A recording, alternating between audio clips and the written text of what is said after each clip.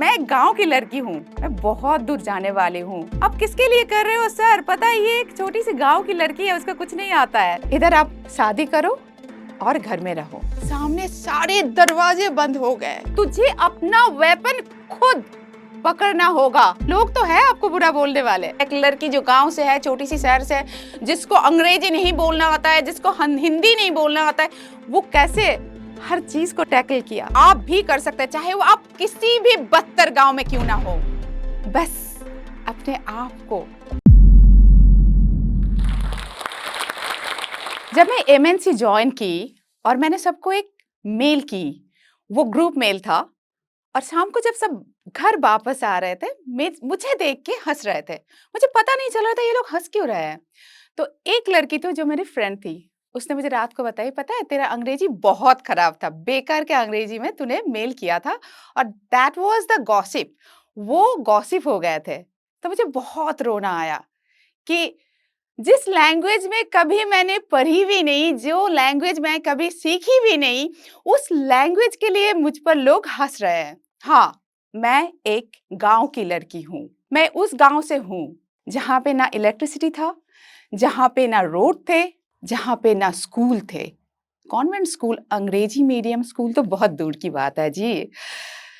हमारे जो स्कूल थे वो 4 किलोमीटर मेरे घर से दूर थे, और जैसे रोड नहीं था तो मड में से, धूल में से वो 4 किलोमीटर रोज मैं पैदल जाती थी। और आप भी अगर मुझे सुन रहे हैं ना उस गांव से, तो आप भी यहाँ पे आके जो स्टॉक में बात कर सकते हैं। और इसीलिए मैं ये कर रही थी बहुत। मैं जो स्टॉक खुद के लिए नहीं कर रही हूँ, ट्रस्ट मी, मैं खुद के लिए नहीं कर रही हूँ। मेरा जो मोटिव है, मेरा जो ऑब्जेक्ट, मेरा जो उद्देश्य है, वो है आप जैसे जो आज गांव में बैठ के सोच रहे हो कि वो तो मैं कैसे कर पाऊंगी, वो तो बहुत ही दूर की बात है। मैं चाहती हूँ कि आप भी आज से सपना देखना शुरू कर दो, क्योंकि आप सपना नहीं देखोगे तो कौन देखेगा सपना आपके लिए। तो मैं थोड़ा सा और वापस जाना चाहूंगी। मैंने उस गांव से मेरी 10th की। हाँ, मैंने 10th की, लेकिन मैं कभी क्लास में हाथ उठा के उत्तर देने वाली लड़की थी नहीं, और हम मेरे सारे टीचर्स ये जानते थे, लेकिन एग्जाम में मेरे मार्क्स बहुत अच्छे आते थे। तो मैं आ गई हमारे जो डिस्ट्रिक्ट टाउन थे 11th ग्रेड से। आज मैं 11th ग्रेड बोल रही हूँ, बहुत ही आसानी से बोल रही हूँ, लेकिन उस टाइम हम 11वीं बोलते थे। तो मैं आ गई 11वीं में, और मैंने देखा जिस स्कूल में मैं जाने लगी बहुत ही अच्छा स्कूल था, क्योंकि मेरा मार्क्स बहुत अच्छा था। और मैं देखने लगी कि the girls are with me, जो जो उस लड़कियां जो मेरे साथ, मेरे क्लासमेट है, वो बहुत अच्छी तरह से, बहुत कंफर्टेबली वेस्टर्न क्लोथ्स पहन रहे हैं, लड़कों से बात कर रहे हैं, सबके बॉयफ्रेंड्स हैं, अंग्रेजी बोल रहे हैं। वहां पे मैं हूँ जिसको एक शब्द भी नहीं आते थे, इवन बंगाली में भी एक शब्द नहीं आते थे। जब मेरा सेल्फ एस्टीम बहुत ही कम था, मैं खुद को देखने लगी, उन लड़कियों को देखने लगी, और मैं अपने आप को कंपेयर करना शुरू कर दिया। लेकिन वहीं पे मेरा टर्निंग पॉइंट था। कंपेयर जब मैं करने लगी और भी नीचे गिरने लगी कि मैं हूं कौन। वो जो क्वेश्चन है ना, मैं हूं कौन, वो मुझे हॉन्ट करने लगे कि मैं सही हूं या वो लोग सही है। आज मैं आपको बताना चाहती हूँ, ना वो लोग गलत थे ना मैं गलत थी, लेकिन मुझे बहुत टाइम लगा अपने आप को ढूंढने में। मैं अपने आप को कंपेयर करते रह गई और नीचे गिरते गई मेरी सेल्फ एस्टीम और भी ज्यादा। तो आज अगर आप अपने आप को किसी और से कंपेयर कर रहे हो ना, मत करो। यहीं पे मैं बोलना चाहती हूँ कैसे मैं ढूंढ पाई उस 11th ग्रेड में, उस 11वीं में अपने आप को कैसे ढूंढी। तो मैंने अपने आप से पूछा कि मुझे क्या करना चाहिए, और मेरा जो स्ट्रॉन्ग पॉइंट था, मेरा जो स्ट्रेंथ था, वो था एजुकेशन। और मुझे पता चल गया कि मुझे बस पढ़ाई करनी है। यही मुझे इस गांव से, इस छोटी सी शहर से, मेरे सपनों के साथ मुझे बाहर ले जाएंगे। ऐसा नहीं कि आपका ड्रीम भी मेरे ड्रीम जैसे एक ही हो, लेकिन आपका अगर ड्रीम है, never give up that dream. उस दौरान मैं और एक बात करना चाहूंगी। अगर आप गूगल करोगे ये स्टोरी आपको मिल जाएगा। उस दौरान एक kind of older man, like मेरे से 10 साल बड़े होंगे या 8 साल बड़े होंगे, तो मैं तो बहुत छोटी थी, 11वीं में थी और 12वीं में थी, और मुझसे शादी करना चाहते थे, लेकिन ना मेरे घर वाले शादी देना चाहते थे, ना मैं शादी करना चाहती थी। तो मुझे फॉलो करने लगे तब, और बहुत देर के बाद, 1 साल के बाद, मैं बहुत ही डर से मेरे जो 12th के एग्ज़ाम थे, वो मैंने बहुत डर से दी कि मैं कभी भी किडनैप हो सकती हूँ। और लास्ट में जब फर्स्ट ईयर में मैंने जब एडमिशन लिया, तब वो फिर से आने लगी और तब पुलिस केस हो गया। तो जब उनको अरेस्ट करके लाया गया, पता है उन्होंने क्या बोला था? उन्होंने बोला था, "आप किसके लिए कर रहे हो सर? पता है ये एक छोटी-सी गाँव की लड़की है, उसका कुछ नहीं आता है।" तो तब मैंने उसके आँखों में देख के बोली थी, "एग्ज़ैक्टली, सही बोल रहे हो आप, मैं गाँव की लड़की हूँ और ये मेरे ट्रांज़िट है, मैं बहुत दूर जाने वाली हूँ, सिंगापुर, टोक्यो।" क्योंकि वो 2 ही शहर का नाम मुझे पता था तब। तो मैं सिंगापुर और टोक्यो के नाम बोल दी कि मुझे आप यहीं पे रहोगे, मैं सिंगापुर, टोक्यो जाऊँगी। मुझे नहीं पता था कि मैं टोक्यो में जाऊँगी, नहीं पता था, ना मेरा ड्रीम था कि टोक्यो में जाना है। लेकिन क्या पता किस यूनिवर्स, जिसको आप भगवान भी बोलते हो, शायद वो आपको सुन रहे होंगे और उस दिन उस भगवान ने मुझे सुन लिया और आज मैं टोक्यो में रहती हूँ। ड्रीम्स कम ट्रू अगर आप ऑनेस्टी के साथ उसमें बिलीव करो, तो कभी भी अपने आप में बिलीव करना, विश्वास करना बंद मत करना। आज मैं आपके सामने साड़ी में हूँ, मैं वेस्टर्न पहनती हूँ, मैं जापानीज़ पहनती हूँ, सब कुछ पहनती हूँ, लेकिन मैं आपके सामने साड़ी में हूँ। लेकिन सबसे पहले पता है मैंने क्या पहना? कॉन्फिडेंस को पहना कि मैं हर चीज़ में अपने कॉन्फिडेंस को डाल सकूं। तो सबसे पहले कोई भी ड्रेस पहनो आप, सबसे पहले जो आपको पहनना होगा, लड़कियों के लिए स्पेशली मैं बोल रही हूँ, वो होगा आपका कॉन्फिडेंस। आपका जो ये जर्नी है ना, ये आप ही का है, आपके सिवा किसी और का नहीं है। तो इसीलिए सबसे पहले कॉन्फिडेंस को पहनो, उसके बाद जो भी अटायर, चाहे दुनिया की कुछ भी, चाहे साड़ी से लेके बिकिनी तक आप पहन सकते हो, लेकिन सबसे पहले कॉन्फिडेंस को पहनो। तो मैं अपने स्टोरी में थोड़ा वापस जाना चाहूँगी। जब मैंने बोली कि मुझे मास्टर डिग्री करना है और मुझे इतना ये पैसा चाहिए, तब मुझे बोला गया, "इधर आप शादी करो और घर में रहो, आपको कहीं बाहर नहीं जाने दिया जाएगा। होते कौन हो तुम मेरे फ्यूचर को डिसाइड करने वाले?" लेकिन मैं बहुत छोटी थी तब, रोने लग गई, किसी और से शेयर नहीं कर पाई, किसी और से शेयर नहीं कर पाई और मुझे लगा कि मेरे सामने सारे दरवाजे बंद हो गए, सारे दरवाजे। आज आपको सुनने में बहुत ही आसान लग रहा होगा, लेकिन मेरे लिए वो आसान नहीं था। सारे दरवाजे बंद हो गए थे और ना मेरा कहीं पे कोई था जो मुझे मदद करने वाला था। तब मेरे पास एक कार्ड था, जो मेरे सेमिनार में आए थे, एक अ, कंपनी के जीएम ने दिया था और मैं उस कार्ड से जो नंबर था उसमें मैं फ़ोन की और बोला कि मुझे एक जॉब चाहिए, आप मुझे हेल्प कर सकते हैं?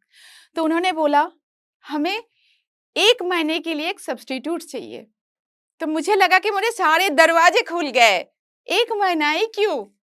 वो शायद मुझे किसी और जगह पे ले जा सकते हैं। मुझे नहीं पता था 1 महीने के बाद मैं क्या करूँगी लाइफ़ में? मुझे कुछ भी नहीं पता था और मैं कभी अपने गाँव और उस छोटे से शहर के बाहर कभी भी कलकत्ता तक नहीं गई थी मैं। और एक लड़की जो गाँव की ट्रेडिशनल लड़की जो अपने आप को ढक के रखती थी, हमेशा सलवार कुर्ता और साड़ी के बिना कुछ नहीं आता था उसको। अपने आप को वो आत्मविश्वास दिए कि हाँ, तू कर सकती है। और मैं अपने माँ से शेयर की वो।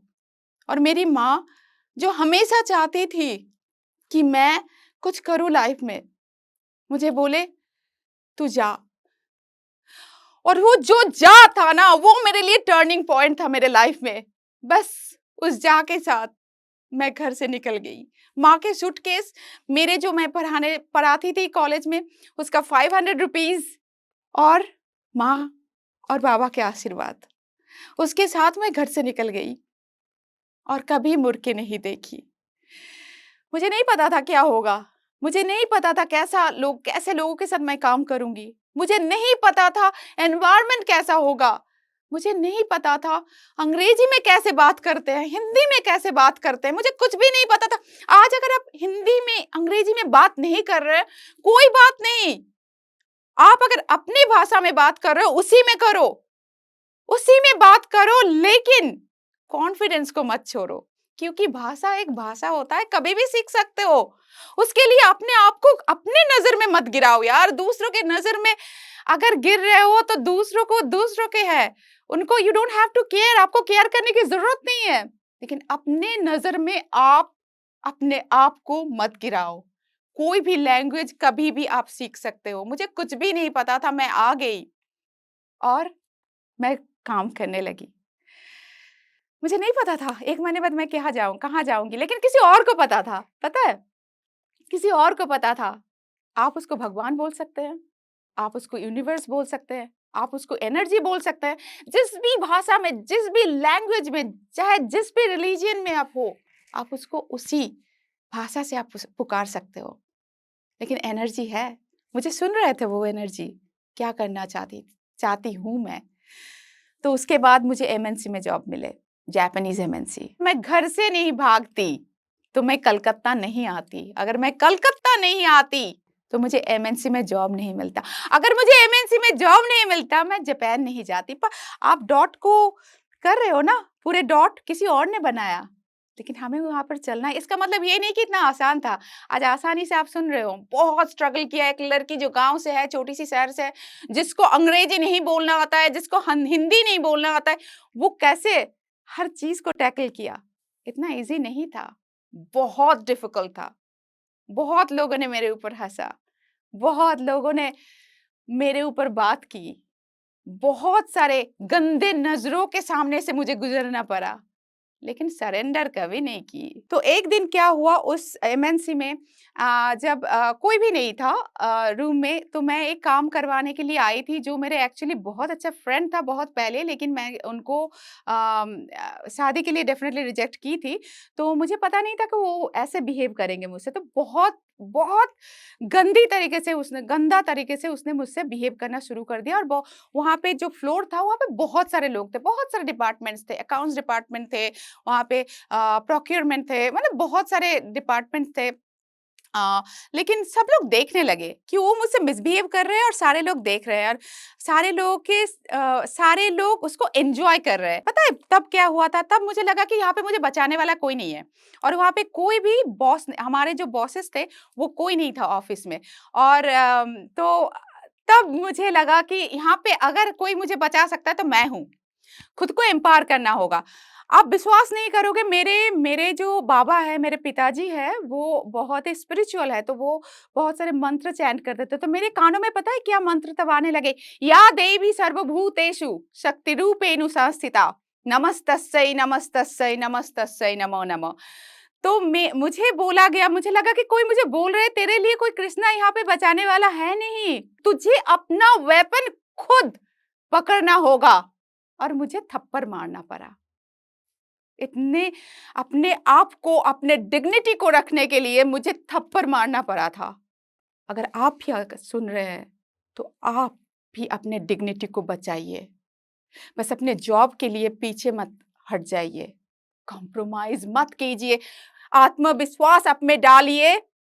जॉब कहीं भी, कभी भी मिल सकते हैं आपको। अपने नज़रों में मत गिरिए। अगर मैं उस दिन थप्पड़ नहीं मारती ना, तो मैं अपने नज़रों में गिर जाती। तो आप अगर इसी सिचुएशन से जा रहे हैं, तो ज़रूर अपने डिग्निटी को बचाइए। ये मेरा आपसे सलाह है। एंड वहाँ से मेरा जर्नी डेफ़िनिटली बहुत डिफ़िकल्ट था, और Japan happened to me. Japan आ गए मेरे साथ। उसके बाद अलग ज़िंदगी शुरू हो गए। मैं बोल सकती हूँ आज शायद मैं एक ही इंडियन होंगे तो जापान के बहुत सारे जगह में रही हूँ। आज आप मेरा नाम गूगल करोगे तो यहाँ पे हंड्रेड्स आर्टिकल्स आ जाएँगे। आज आप किसी को भी जापान में पूछोगे, इंडियंस को नुपुर तिवारी कौन है? सब लोग आपको बता देंगे। आज मुझे हज़ारों मैसेज आते हैं कि आपसे मुझे मिलना है।